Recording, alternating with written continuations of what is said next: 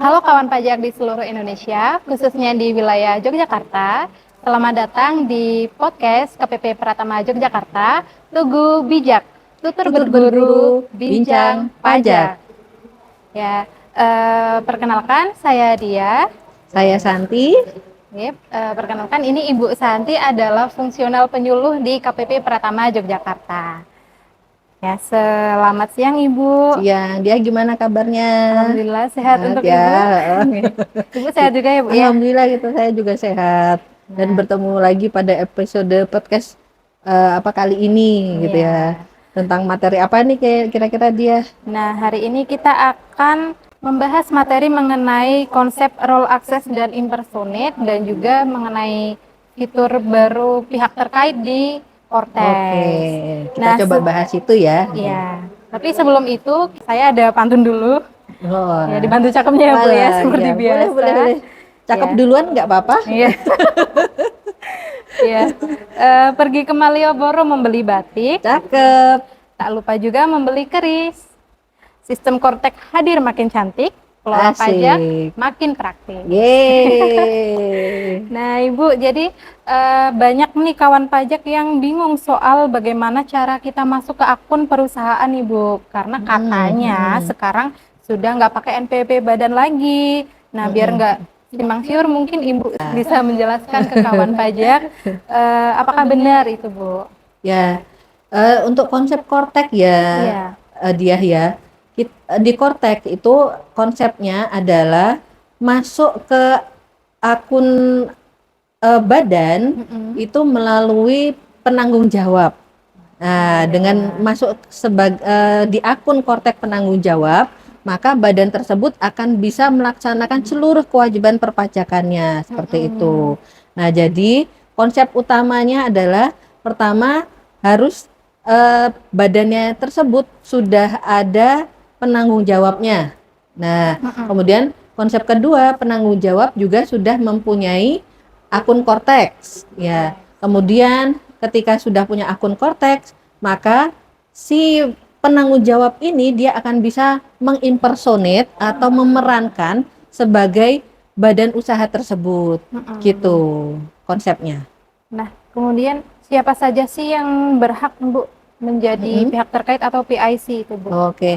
Sebenarnya gini, untuk pihak terkait itu adalah pihak yang bertanggung jawab atau yang berwenang. Nah, kalau Ya, dalam hal ini kan perusahaan adalah direktur ya, pimpinan direktur. tertinggi gitu. Tetapi sebagian perusahaan itu bisa mendelegasikan wewenang untuk apa namanya yang bertanggung jawab mungkin ke manajer atau manajer keuangan dan sebagainya. Itu bisa dia. Oke. Nah, untuk loginnya itu berarti pakai NPWP orang pribadi yang telah menjadi PIC ya, Bu ya, ditunjuk Betul, sebagai betul PIC. sekali, betul. Nah, Heeh. untuk itu pilih role-nya ada ya, Bu ya, di Kortek ya? Nah, kalau pilih role untuk super user atau Iya. penanggung jawab yang sudah dipilih sebagai apa taxpayer person sebagai PIC, dia sudah tidak perlu menetapkan role access dia.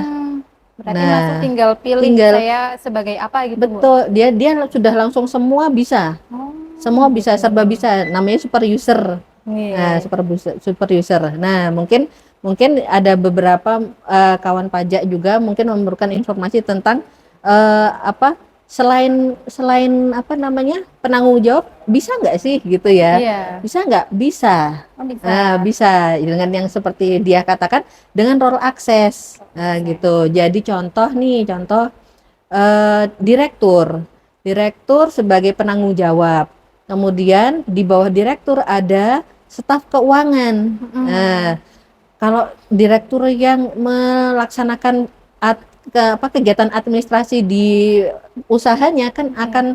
akan apa ya namanya terlalu banyak kegiatan ya Kegiatan direktur nih. betul. Padahal kan direktur itu sebagai penanggung jawab perusahaan, kemudian untuk usahanya juga baik itu secara administratif maupun secara operasional kan ya. Berarti kan itu harus di split tanggung jawabnya itu. Nah, direktur ini bisa melakukan role access kepada seseorang yang berada di bawahnya atau stafnya, dia akan mengambil posisi sebagai apa yang diwewenangkan oleh Direkturnya. direkturnya.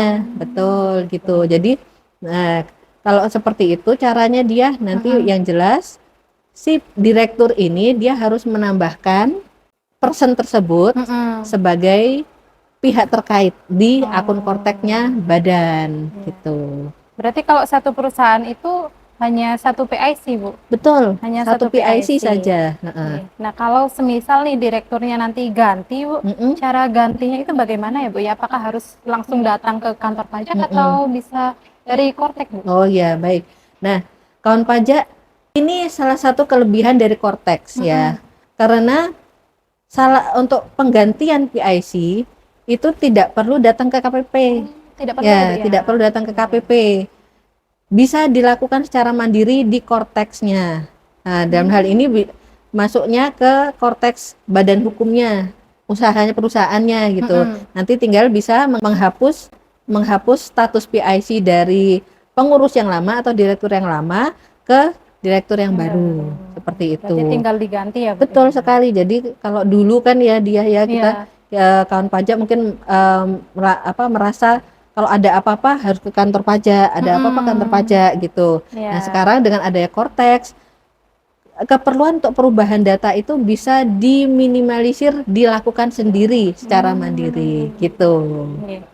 Kemudian kalau kita telah menambahkan pihak terkait yang baru nih, Bu, ini apa yang harus dilakukan setelahnya? Oke. Nah, jadi kayak ceritanya nyambung cerita yang tadi ya. Ketika pihak terkait atau PIC ini mendelegasikan wewenangnya ke stafnya gitu ya.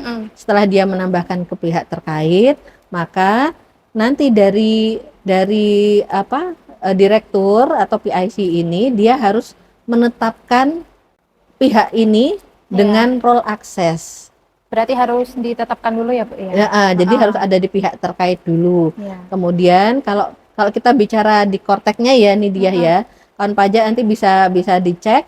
Nanti setelah menambahkan pihak terkait di menu informasi umum nih dia, di portal saya, kemudian profil saya, ambil informasi umum, kemudian edit.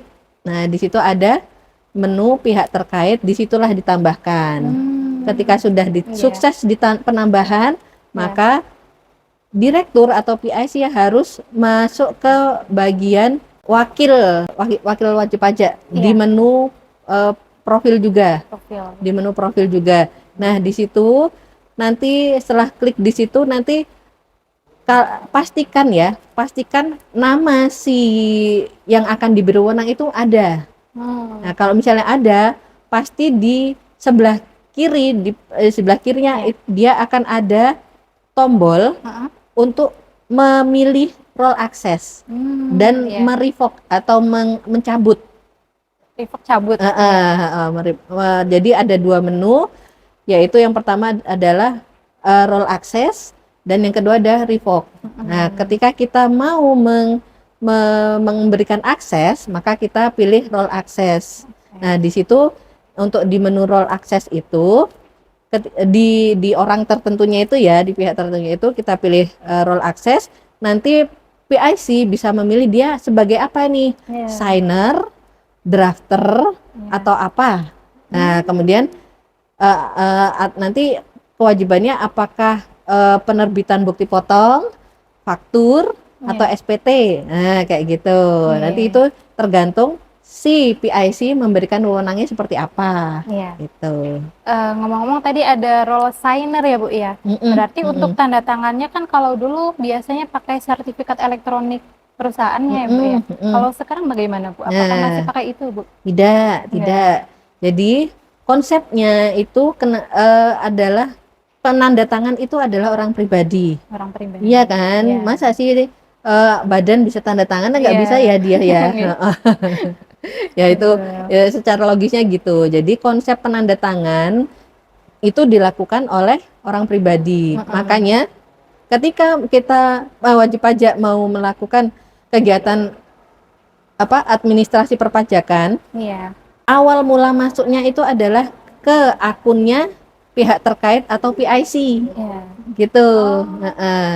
Yang itu nanti akan memungkinkan ketika melakukan signer atau penandatangan dokumen atau pelaporan, maka yang dituju adalah si signernya itu. Gitu.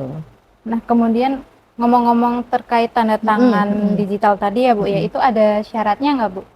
Nggak ada. Nggak ada. Jadi kalau kita nih ya, Atau harus mengajukan apa gitu? oh ya baik. Jadi semua wajib pajak nih dia, semua wajib pajak orang pribadi. Iya. Nah, semua wajib pajak orang pribadi yang punya akun Cortex, mau itu aktif atau tidak aktif, semua bisa mengajukan apa namanya itu permohonan sertifikat elektronik. Iya. Nah, gitu. Karena tujuannya apa? Karena sebagai orang pribadi, konstituen perpajakan kita mungkin yang aktif ya melaporkan SPT dan sebagainya gitu. Nah, untuk orang pribadi untuk mendapatkan paspres ya istilahnya paspres itu ada di menu portal, kemudian permintaan sertifikat elektronik. Nah, di situ tinggal klik aja tuh dia. Nah, kemudian setelah diklik, kemudian kawan pajak bisa melihat menunya apa di situ, tetapi untuk pembuatan paspres ada di paling bawah ya.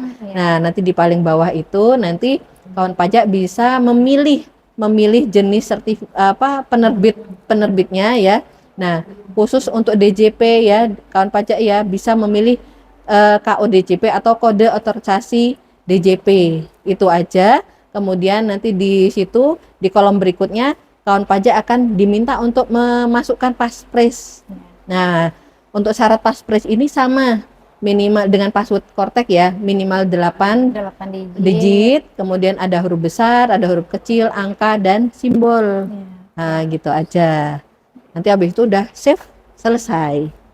Baik Bu, mengenai pihak terkait, terkadang ditemukan nih oleh beberapa wajib pajak ketika dia hendak melaporkan SPT tahunannya, ketika dia melihat bagian lampiran Bu di bagian daftar pengurus, itu terkadang tidak muncul semua Bu. Misal dari 3 pengurus hanya 2 yang muncul, kemudian satunya itu nggak ada itu Bu. Itu gimana gitu. Bu? Ya, jadi beberapa kasus ya dia ya, memang ada wajib pajak badan yang ketika sudah membuat draft SPT gitu ya, kemudian melihat di daftar pengurus itu seharusnya menurut catatan mereka dan di profil itu ada 3 atau ada berapa lah ya gitu ya, ada berapa yang seharusnya masuk sebagai kepengurusan dan dilaporkan di SPT.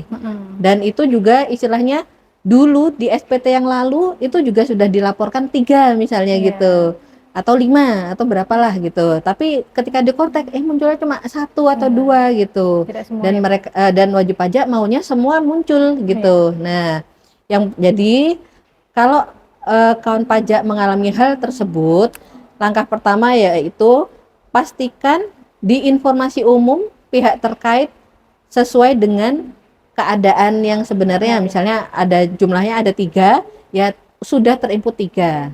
Nah, kemudian yang kedua adalah di bagian informasi edit ya, informasi edit, kemudian di bagian pihak terkait, kemudian cari pihak yang tidak muncul di konsep SPT, kemudian edit.